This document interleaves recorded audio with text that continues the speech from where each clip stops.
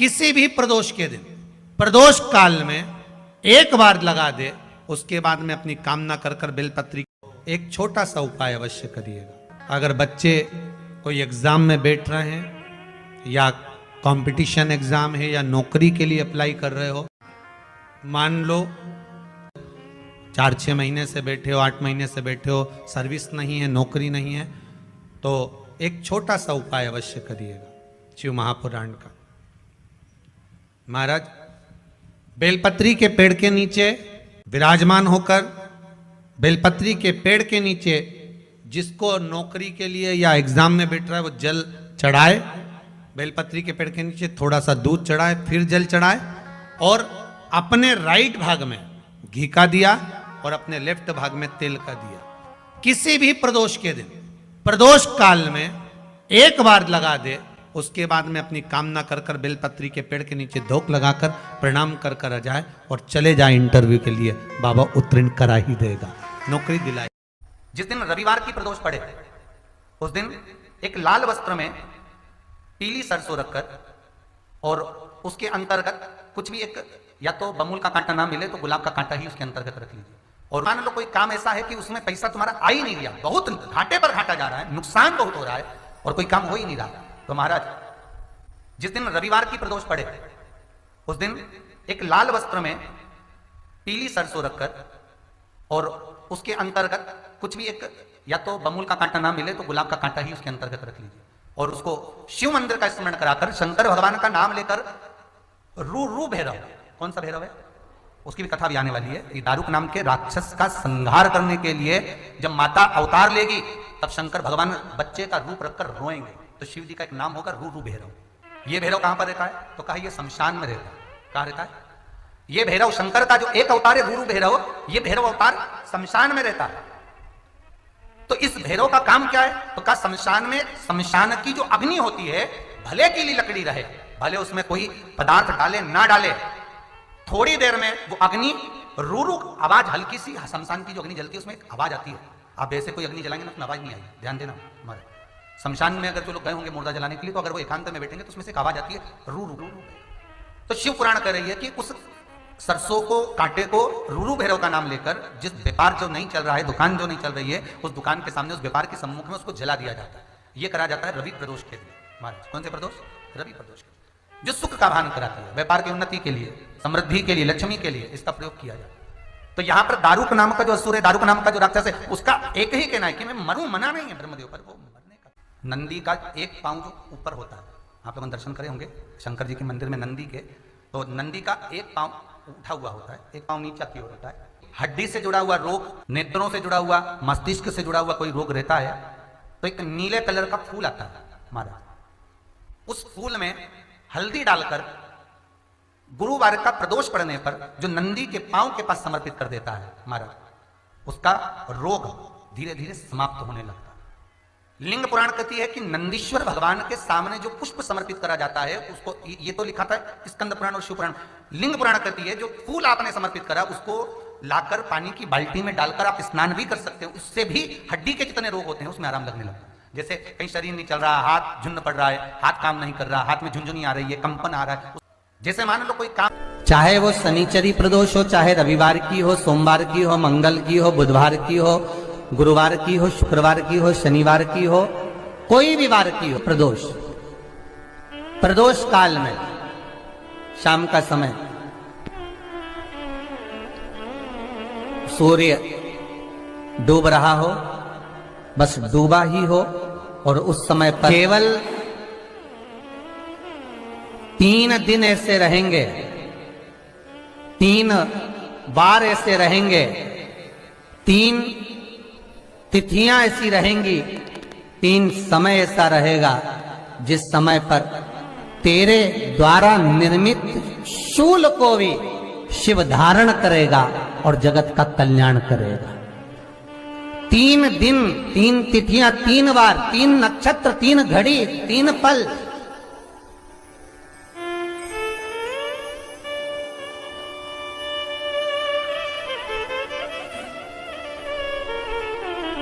जिसमें बाबा शूल भी धारण करते हैं, और शूल अकेले धारण नहीं करते महाराज, जो धतूरा होता है ना, दर्शन करें धतूरे के, कांटे कांटे सा होता है धतूरा, तो वो धतूरे के साथ में बाबा शूल धारण करते हैं, बेलपत्री के शूल को। ये बहुत बहुत आनंदमय कथा है महाराज जी, जिसके जीवन में हमेशा कांटे ही मिले हैं। बेटी बड़ी हुई तो घर में मायके में दुख देखा, और मायके से गई ससुराल में तो ससुराल में दुख देखा। ससुराल में भी दुख देखने के बाद में भी पति को बहुत कुछ काम खुलवाया, बहुत धंधे खुलवाए, नौकरी लगवाई, पर वो पति बार बार छोड़ कर आ गया, बार बार तकलीफ भोग रहा है, बार बार कष्ट भोग रहा है। फिर थोड़े दिन काम करता है, थोड़े दिन छूट जाता है, फिर व्यापार में बढ़ता है, फिर छूट जाता है, फिर कोई दुकान खुलवाई, थोड़े दिन अच्छी चली, फिर वापस वहीं घर पर आकर बैठ गया। अर्थात उसके जीवन में वो शूलता चल रही है। तो बाबा देवाधिदेव महादेव कहते हैं, ये 3 घड़ी, 3 पल, 3 नक्षत्र, 3 समय, 3 दिन में जो शूल मुझे समर्पित करता है, उसके जीवन से मैं शूल हटा देता हूं। वो 3 दिन लिखे स्कंद पुराण।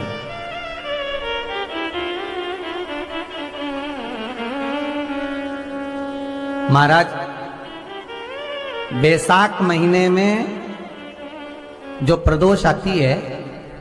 बैसाख के महीने में बहुत ध्यान से सुनना भाई, जो अपनी जिंदगी से बहुत तंग आ गए हो, परेशान हो गए हो, कष्टमय जीवन जी रहे हो, बहुत दुखी हो गए हो, उनके लिए ये स्कंद पुराण का चरित्र फिर मिले ना मिले, आप प्रेम से सुन लो भाव से। पहला, चाहे वो शनिचरी प्रदोष हो, चाहे रविवार की हो, सोमवार की हो, मंगल की हो, बुधवार की हो, गुरुवार की हो, शुक्रवार की हो, शनिवार की हो, कोई भी वार की हो, प्रदोष, प्रदोष काल में शाम का समय सूर्य डूब रहा हो, बस डूबा ही हो, और उस समय पर सूर्य के डूबन के तुरंत बाद बाबा को धतूरे के साथ में बेलपत्री ना चढ़ाते हुए बेलपत्री के वृक्ष के 7 कांटे बाबा के शिवलिंग पर समर्पित करे जाते हैं महाराज, अपनी जिंदगी में अड़चनों को हटाने के लिए। फिर आप जिस व्यापार में उतरे, जिस व्यवसाय में उतरे, जिस नौकरी में उतरे, आप दिल से करें, आपको तरक्की मिलेगी। आप हार नहीं सकते, नीचे नहीं आ सकते, उन्नति पर ही चढ़ेंगे। एक वैशाख मास की प्रदोष, दूसरा शिवरात्रि के दिन मध्याह्न का समय। महाराज जो बड़ी शिवरात्रि होती है माघ की, बड़ी शिवरात्रि के अंतर्गत मध्याह्न का समय, दोपहर के ठीक 12 बजे, चाहे फिर वो कोई भी दिन हो महाराज, शिवरात्रि जिस दिन पड़ रही हो,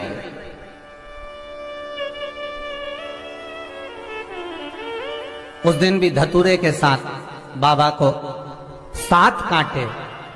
बेलपत्री के वृक्ष के समर्पित होते हैं महाराज। इसमें आप ये वाले जो कांटे हैं, जो शिवरात्रि के दोपहर 12 बजे वाले हैं, अगर कोई मदिरा पीने वाला हो, व्यसन में डूबने वाला हो, कोई जुआ खेलने वाला हो, कोई गलत वैश्यावृत्ति करने वाला, या अपने मार्ग से विचलित कोई व्यक्ति है, उसके लिए भी ये कांटे बहुत काम आते हैं महाराज। दूसरा, पार्वती तेरे द्वारा तेरे नयन अश्रु से जो प्रगटा हुआ बेल का वृक्ष है, द्वितीय शूल मैं वहां धारण करता हूं, तृतीय शूल, तीसरा शूल जो वर्णन करा गया महाराज। भगवान श्रावण के महीने में, श्रावण के महीने में जो भी दूसरा सोमवार पड़े, जो भी पड़े, श्रावण के महीने का दूसरा सोमवार, आप सबको पहले भी श्रावण के महीने में जो कथा कही उसका व्याख्यान वर्णन करा कि श्रावण का महीने का महत्व क्या है, वो भी आपको ऑनलाइन कथा में आप लोग सुन चुके हैं, लाइव कथा में श्रावण का पूरा महत्व बताया था कि श्रावण के महीने में शंकर भगवान को पूरा लेखा जोखा का भार प्रदान किया गया था। दूसरा सोमवार, श्रावण के महीने का जो दूसरा सोमवार होता है, उस दूसरे सोमवार में रात्रि के समय पर, अर्थात शास्त्र अब घड़ी और पल का स्मरण करेंगे तो रात्रि के बजेंगे 10 से 12 बजे मारे, 10 से 12 के बीच में धतूरे के साथ बाबा को शूल समर्पित होता है महाराज। ये भी हमारी बाधाओं को, हमारी तकलीफों को, व्यापार व्यवसाय के लिए, नौकरी सर्विस के लिए, बहुत सारे एग्जाम में आप बैठ लिए, गवर्नमेंट एग्जाम के लिए बैठ लिए, नहीं हो रहा, ये 3 बार मेरे शंकर को बेलपत्री के वृक्ष के शूल समर्पित होते हैं, उसका आनंद पाना। मेरी जीजियों, दो चीजें बड़ा स्मरण में रखिएगा। एक, बैसाख महीने में मट्टी के पात्र का जल। अभी अभी क्या चल रहा है? फागुन। अभी क्या चल रहा है? फागुन। जब बैसाख का महीना आए ना,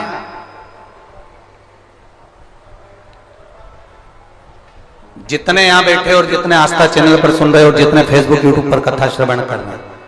जितने मोबाइलों पर देख रहे हैं, प्रयास करना, बैसाख के महीने में मिट्टी के पात्र में जो रात्रि भर जल रखा हो, मिट्टी के पात्र में, अगर आपके पास में घड़ा हो, हंडा हो, नी हो, तो दिया हो, दीपक हो, कुल्लड़ हो, कोई भी तुम्हारे पास में जो मिट्टी का पात्र, उसमें जल भरना। वो जल बैसाख के महीने की किसी भी सोमवार के दिन, किसी भी सोमवार के दिन, बैसाख महीने या किसी प्रदोष के दिन या बैसाख महीने के शिवरात्रि के दिन, वो मिट्टी के पात्र का जल अपने घर के प्रत्येक व्यक्ति का स्पर्श कराकर उस मिट्टी के पात्र के जल को तांबे के पात्र में डाल लीजिए और घर के प्रत्येक व्यक्ति का स्पर्श करा लीजिए और शंकर भगवान पर कुंदकेश्वर महादेव के नाम से समर्पित करिए। कुंदकेश्वर महादेव। कभी जीवन में पीछे पलट कर देखने की जरूरत नहीं पड़ेगी, आप उन्नति की सीढ़ी की ओर बढ़ते चले जाओगे।